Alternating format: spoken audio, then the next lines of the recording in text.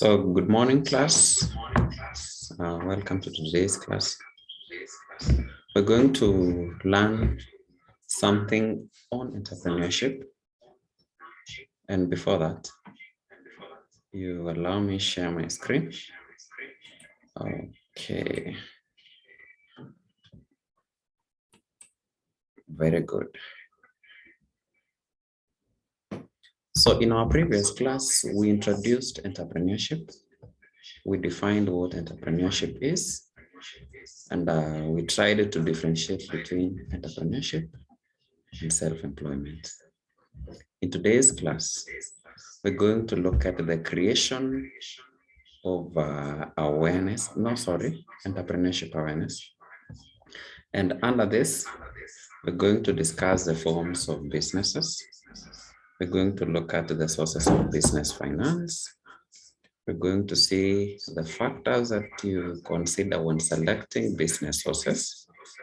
We're also going to look at government policies that govern small and medium-sized enterprises.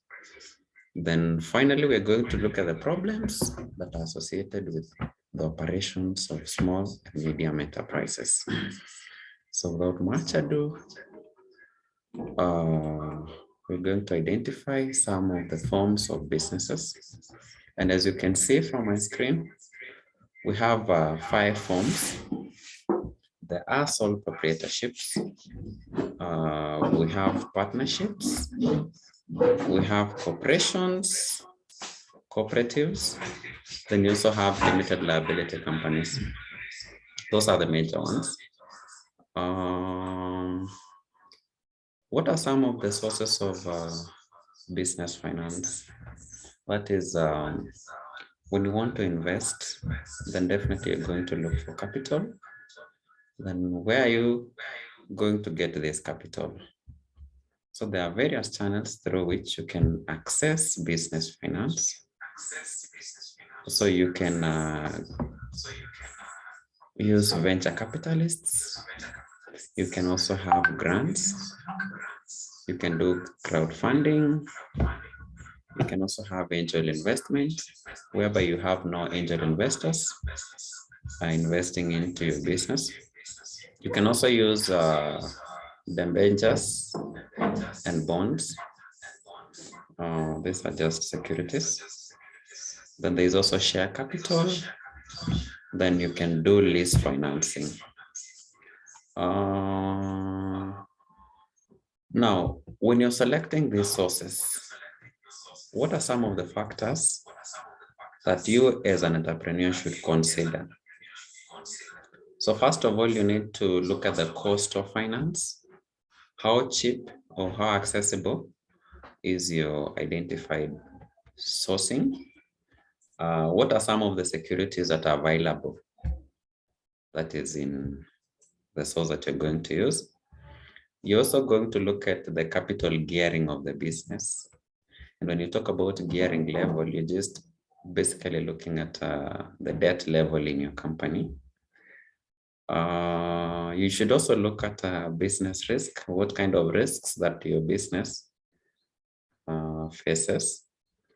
Then definitely the operating gearing, that is your ability to pay back this loan, and many more others. We're also going to discuss some of the government policies that is on small and medium-sized enterprises. And you'll discover that the government over the years has invested a lot in venture creation that is within the country. And some of the critical areas that the government has really invested on are aspects to do with credit guarantees, that is allowing SMEs to access credit as soon as possible and in the cheapest rates possible. There are also incentives, that is to products that are generated by entrepreneurs, whereby the government regulates taxation with the aim of uplifting small ventures. Aspects of market exposure, there has been a lot of capacity building on small and medium-sized enterprises. that is really geared towards boosting SMEs. There's also capacity building, and that is closely tied with point number 3, whereby we're seeing over the years, the government has worked to improve the capacities of young businesses with the aim of now exposing them to real world issues and maybe the current areas that they should invest with the aim of ensuring customer satisfaction. Then we also have research and development. And on this, you can talk about over the years, there has been deliberate attempts by the state to give room for research. That is with the aim of identifying the changing needs within the business sector. And that is aimed towards revolutionizing the industry to ensure that productivity prevails. And lastly, we're going to look at the problems that entrepreneurs face when operating small and medium-sized enterprises. So these are pretty simple, the ones that are really identifiable that is around you. One is the lack of adequate managerial training. And as you can say, most of the entrepreneurs out there do not necessarily have the requisite trainings to run and operate businesses, and this gives them a challenge. You can also talk about inadequate financing, that most entrepreneurs are willing to run businesses, but access to finance has been a challenge over the years. There has been complaints about very high credit rates that are in the market, thus limiting the entrepreneurship spirit.